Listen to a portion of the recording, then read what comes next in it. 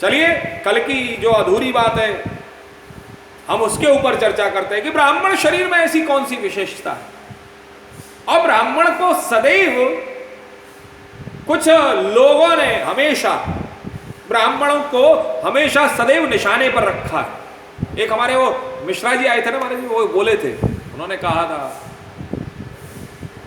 था एक हमारे मिश्रा जी है, बहुत बड़े अधिकारी है, आईएएस वर्ग अपने आईएएस पद के है, श्रेणी के है, आईएफएस।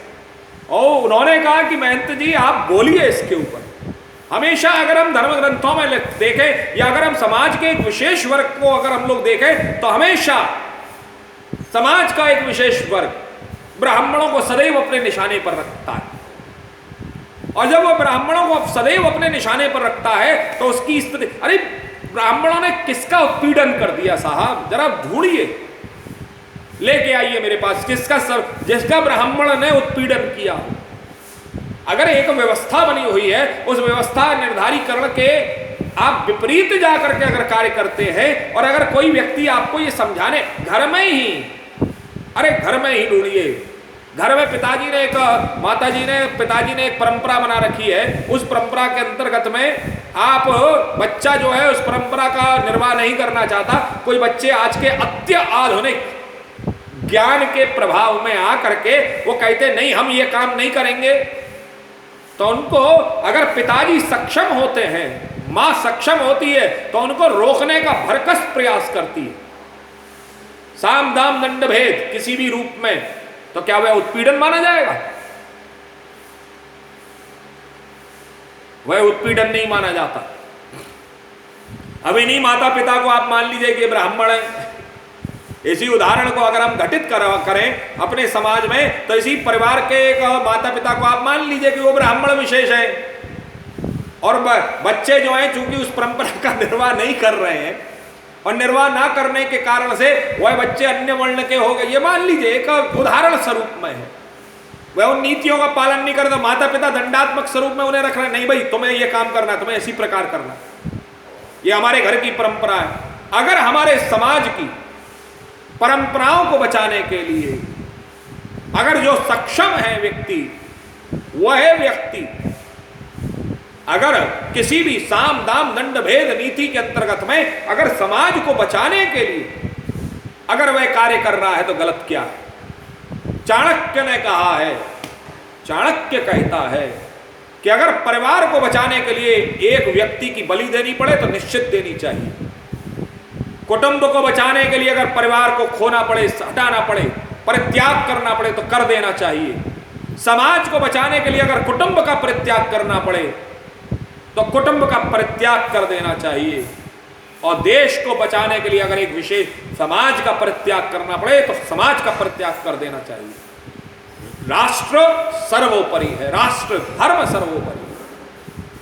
और इसी रीति को सदैव ब्राह्मणों ने धारण किया है कि हमारा राष्ट्र सर्वोपरि है। आ ब्रह्मन् ब्राह्मणो ब्रह्मवर्चसी जायतमा राष्ट्रे राजन्यः शूरै कवयोति व्याधि महारथो जायतान् दोग्ध्री धेनुर्वोडा नडवानाशुः सप्तिः पुरन्धियोर्गायिषु रथेष्ठाः सवेजो ज्वास्य जितमानस्य वीरो जायतान् निकामेन पर्जन्यो वरेगतु बलवत्यो न ओखदयः पच्यन्तां योगक्षेमो न कल्पताम्।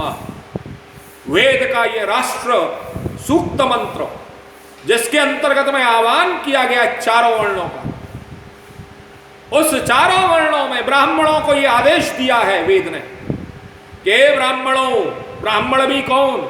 आ ब्रह्मन् ब्राह्मणो ब्रह्मवर्चसी, हे ब्राह्मणों जो ब्रह्म का आचरण करते हो, तुम अपने जीवन में ब्रह्मत्व को बढ़ाओ, तुम्हारे जीवन में ब्रह्म होना चाहिए, तुम्हारे जीवन में पवित्रता होनी चाहिए। ब्रह्म का अर्थ है ईश्वर, लेकिन ईश्वर भी कैसा? बोले पवित्रता को धारण करने वाला।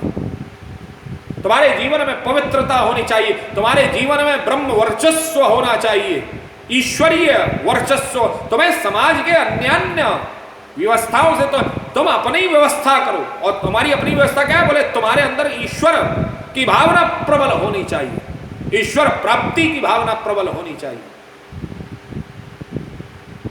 आज के समय में हम लोगों ने उस चीज को दूसरे रूप से देखा।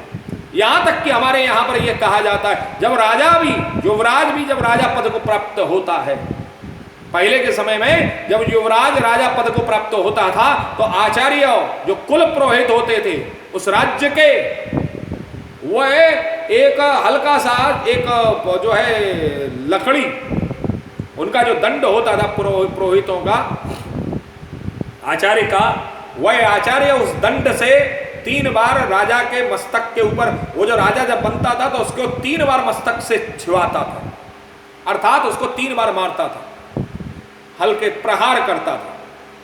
वह इस बात का प्रतीकात्मक था कि राजन तुम ये मत सोचना कि तुम्हारे ऊपर कोई नहीं है। तुम अगर तुम कभी विधर्मी हो जाओगे, अधर्म का पालन करने लगोगे, तो हमें अधिकार दिया गया है कि हम तुमको रोक सकें। सबसे प्रमुख बात है। तो ये ब्राह्मणों ने कोई व्यवस्था नहीं बनाई। जो लोग ये कहते हैं कि ब्राह्मणों ने अपनी व्यवस्था को बनाया है, ब्राह्मणों ने अपनी व्यवस्था बनाई है, तो ब्राह्मणों ने कभी सदैव कभी भी अपनी व्यवस्था जो निर्धारित हमारे यहां पर वेद ने किया है, अब लोग उस पर ये कहते हैं, जो विधर्मी लोग हैं जिन्होंने कभी वेद को नहीं पढ़ा, वो कहते हैं वेद भी तो साहब इन्होंने अपने हिसाब से कर लिए। बताइए आप, अब वेद भी हमने अपने हिसाब से कर लिए। अब वेद को पहले आप मंत्र को जानो तो सही कि मंत्र क्या कह रहे हैं, उन मंत्रों के बारे में आप पढ़िए तो सही। लेकिन चूंकि आपके कुछ अंदर में कहीं कोई बात छू गई है और आपके मन में कहीं कोई प्रभाव है, कोई कारण है, उसकी वजह से आप कहते हो, नहीं साहब, ब्राह्मणों ने कभी भी किसी वर्ग विशेष का शोषण नहीं किया।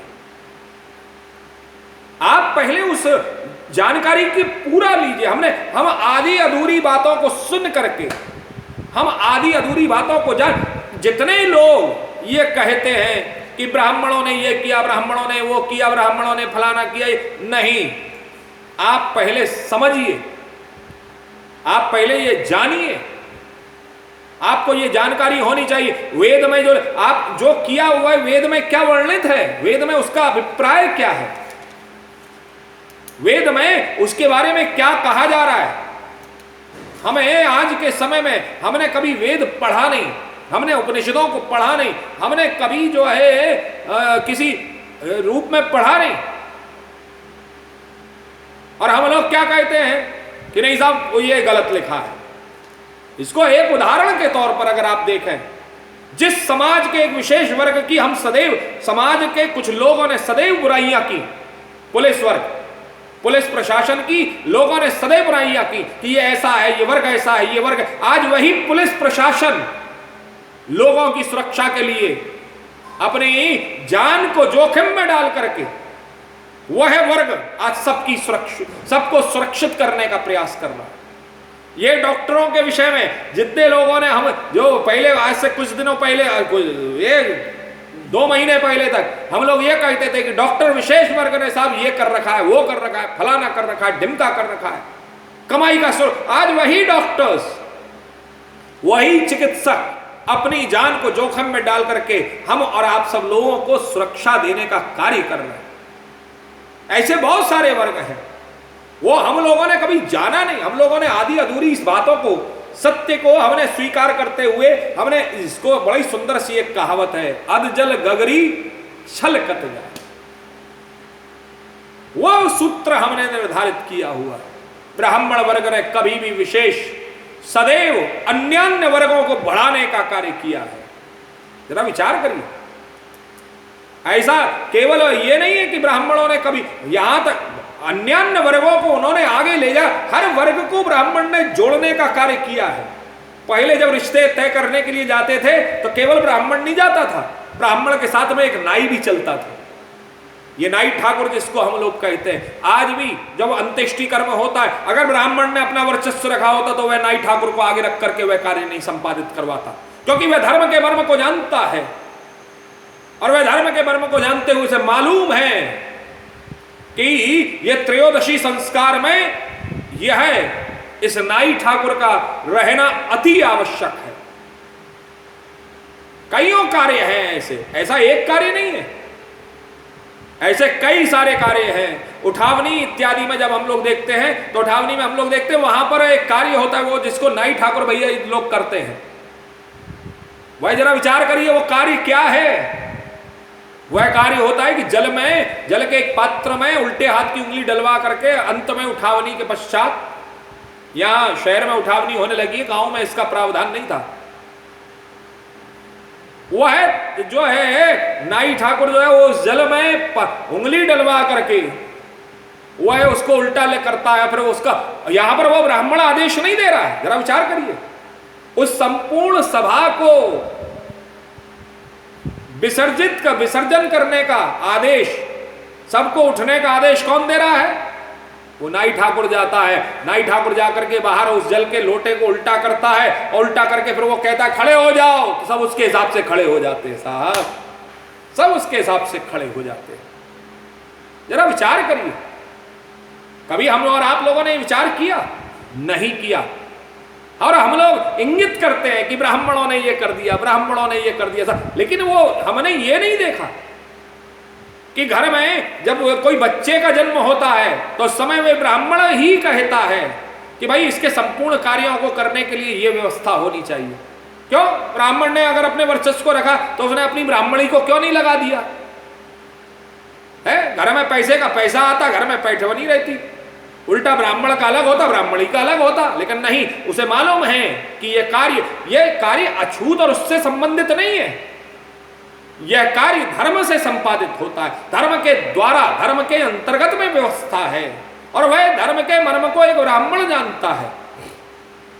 इसलिए ब्राह्मण ने सदैव अपने साथ में एक जो है वर्णों में हमेशा सदैव अपने साथ में उन वर्णों को प्रधानता देते हुए एक वर्ग विशेष को उसने प्रतिष्ठा दिलाने का कार्य किया।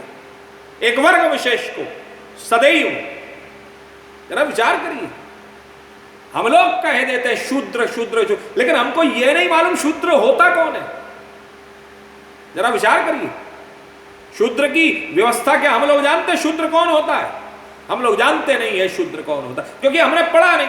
हमने ये मान लिया कि जो जाति से निम्न वर्ग है, जो जाति का जो वो है जिसका शोषण हुआ है। अरे साहब, शोषण कहाँ हुआ है?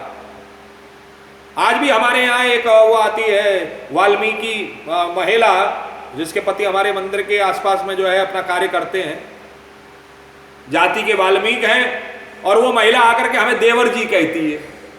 जरा विचार करिए, ये संबंध कितना सुंदर संबंध है। इस संबंध में वो कहती है लाला जी हमारे देवर जी हैं। अब बताइए, अब मेरा और उसका संबंध, जरा मैं ब्राह्मण और वो वाल्मीकि है, क्या समझ? लेकिन ये हमारे समाज की समरसता है जिसको ब्राह्मण ने धारण किया है। वह है जो हमारे समाज में, वह जो आने वाली जो वाल्मीकि महिला है, वह वाल्मीकि महिला मुझे आकर के कहती है कि ये हमारे देवर जी हमारा ये कार्य काम कर दे। पंडित से बात नहीं करूंगी। हाँ, वो साफ कहती है मैं पंडित जी से बात नहीं करूंगी, मुझे पंडित जी से बात नहीं करनी, मुझे हमें अपने लाला जी से बात करनी है। और वो आज का संबंध नहीं है हमारा, वो आज वो उसका वो उसके बच्चे कहते हैं। बलाकांत को तो डांट देता, उसका आदमी कहता मेरी बहू आके भैया जी से। जरा विचार करिए, हमारे बलाकांत पंडित जी से कह देती है मेरी बहू आकर के जो है बात करेगी भैया जी से, महाराज जी से, हमें तुमसे बात नहीं करनी।